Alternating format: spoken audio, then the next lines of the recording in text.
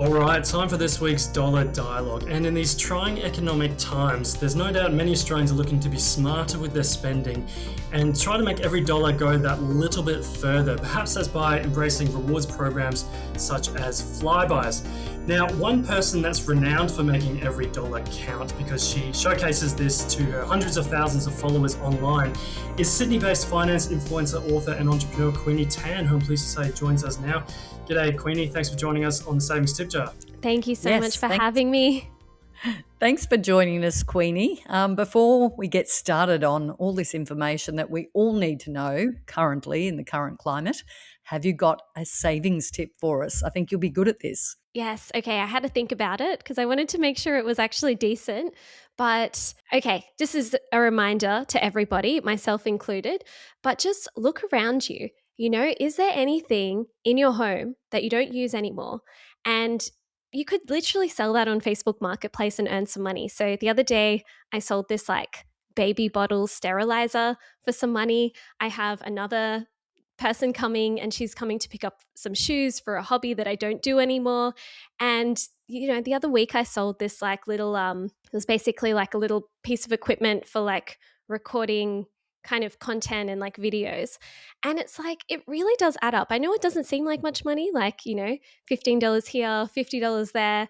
But some things, it really does add up over a year. I love tracking how much money I spend and also how I'm earning my money. And I checked for the whole year last year. And my partner and I, we made a few $1,000s by selling things on Marketplace, which is crazy. So is there furniture that you don't need? You can really get creative with it. So it's it doesn't seem like much, but it adds up to a lot of money. I'm totally 100% right there with you there on that one, Queenie. I was just talking to Denise just before this chat about how I'm amazed at what people are willing to spend money on Marketplace. I've found this old letterbox that we replaced, and it's rusty. It's still got chunks of concrete attached to the post at the bottom. Bits of the chain have come off so that the number's not even hanging properly. I just put it on Marketplace for $10, see what would happen. And I'm getting messages. I'm still getting messages about it. People are lining up to get it. It's incredible. And I've especially kids stuff. I've got two young kids of my own, and we've bought a lot of the stuff, particularly our most recent one on Marketplace. So it's certainly good. But as I warned earlier in the podcast, not everything on there is a bargain. I think some people tend to assume because it's secondhand and it's on Marketplace, it's cheaper. But I've started finding that there are some items that you can actually buy cheaper brand new. So watch out for that one. Getting into the topic of the day. So I mentioned, it's a trying economic times at the moment. A lot of Aussies are trying to be smarter with their spending. So I guess we'll start off just asking you if you have any sort of actionable tips on how Aussies can regain control of their finances, and especially in this current economic climate. Yeah, I think that one of the things that really helps me, and I used to really fail my financial goals because I just made them too big, and I thought I want to save $10,000, but then looking at that number, it just is so big, and then you just don't know where to start with it. But when you actually break that down, $10,000 in a year is about $844 a month, which is $27.40 a day. So when you break it down like that, you're are there some ways that I can save $27.40 a day? I mean, I think we all could probably think of a few things. That's the price of 2 cups of coffee and maybe a lunch or something like that, So it's there are definitely ways we can do it. So break it down into smaller pieces, and then you can start looking maybe you could look at switching your car insurance. That could easily save you a few $100s if you're on an expensive plan.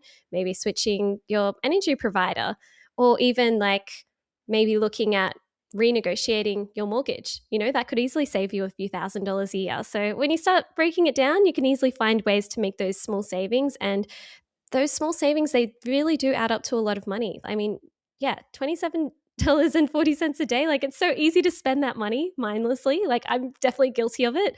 But when you find those little savings, it really does add up. The other thing I would like to ask you about, Queenie, we have a lot of rewards programs out there, so many rewards programs, and it's hard to know Are they really worth it? And how do you sort of get them from being rather than a reward program, something that actually can save you money and used as a budgeting tool? What do you have to say about that? How does it work for you? I would say I try not to get too sucked into the deals and like just buy things because it's on sale, but something I wouldn't necessarily buy, usually. So I try to just always make sure that I'm scanning, the rewards programs like a Flybuys card whenever I go shopping.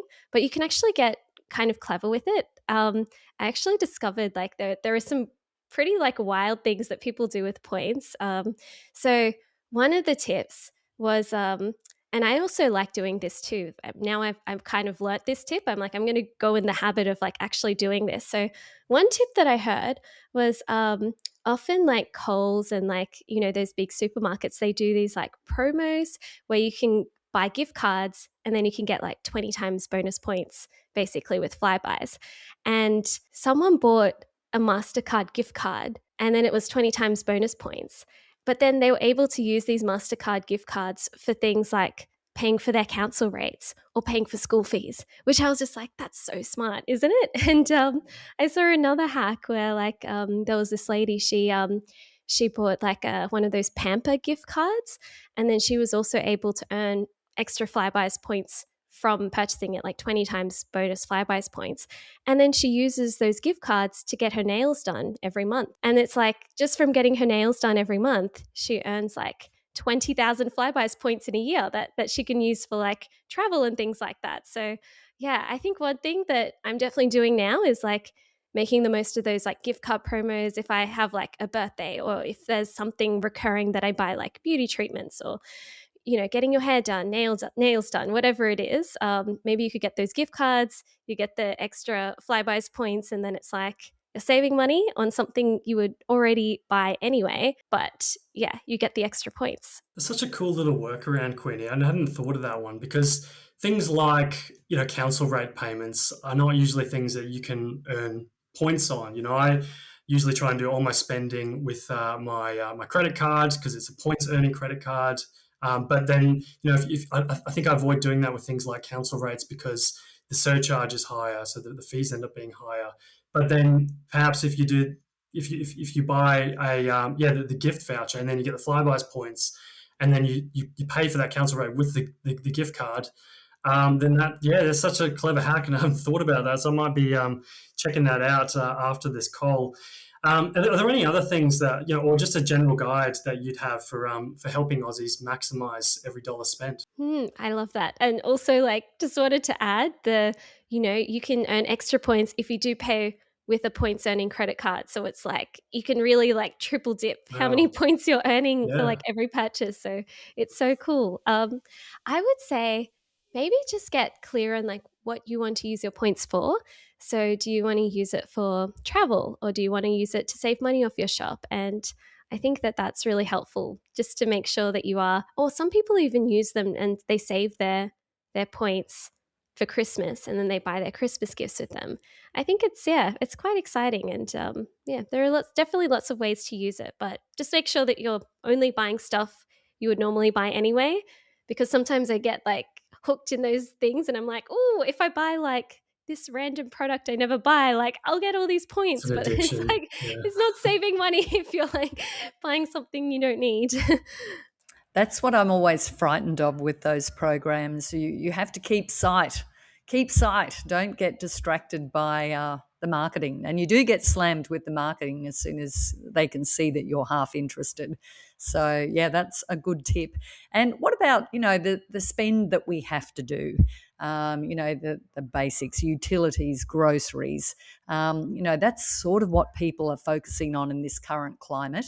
Any tips for that? Just the things that you can't get out of. It's annoying. And it's like those like not sexy purchases, which are probably the best ones to look at because, if you can save a bit of money there, it doesn't really affect your lifestyle too much. A lot of people look at cutting out their daily, like, I don't know, fun purchases like getting a coffee or a gelato. But if you look at those boring ones, maybe you can save money and not even feel it. So I would say there's this website called energymadeeasy.gov.au, and they basically, you can compare your energy plans and electricity plans, make sure it's competitive. I actually did this the other day, and I saw that my plan was pretty competitive, which is good because I only switched recently. So I just wanted to make sure that was the case. But if it has been like a few months, maybe a year or so, then I probably could have had some savings there.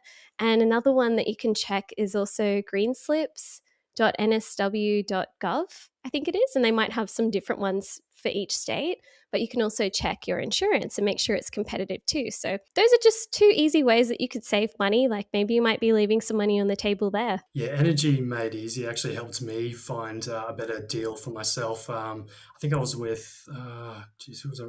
Energy Australia or something like that, and I felt like I was getting rorted a bit on the price.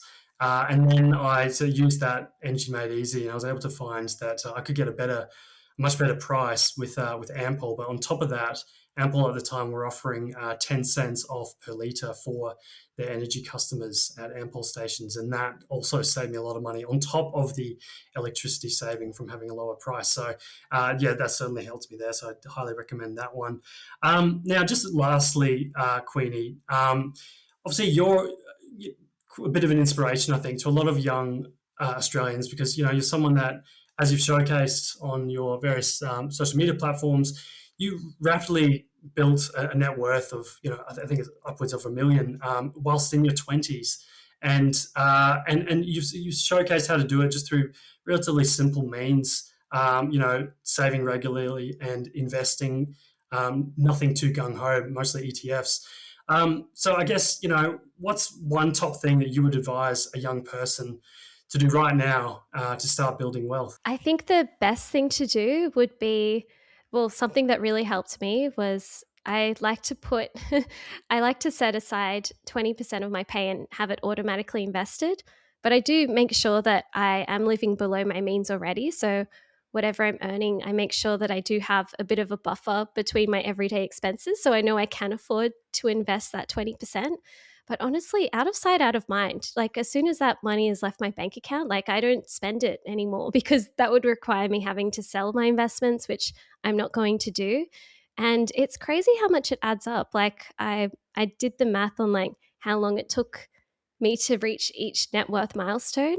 And it's crazy how hard it is to go from zero to $100,000. Like it's just so hard and it's so slow. And it takes years, it takes years of cutting out everything fun. And, I was a bit miserable, to be honest, the first few years, really miserable. But, once you reach that milestone, it just gets easier and easier. And it's pretty amazing. So I feel like if anyone's listening out there it feels really hard and like such a struggle, just know that it does get easier as you do build that momentum. And the beginning's way harder than once you get that momentum, it gets so much easier. It's like so many things in life, isn't it? The first step is the hardest. So it's a really inspiring story. And, it's great that, you've given that example to young people. I'm a mum with, kids in their 20s. And I have to say, I've brought them up to be fairly good savers. And but it's great to be able to sort of see it work in person. So good for you, Queenie. It's a good story to tell. So great to have you on the pod. Oh, thank you so much for having me. It's been so amazing to chat. Denise and Dominic, it's amazing to meet you both and to chat with you, and hope you have a lovely day. Appreciate that. Thanks, Queenie. And really appreciate your insights. You've been a great guest of the Savings Tip Jar. I might have to have you on again sometime soon. Would love to. Thanks. Thanks, Queenie.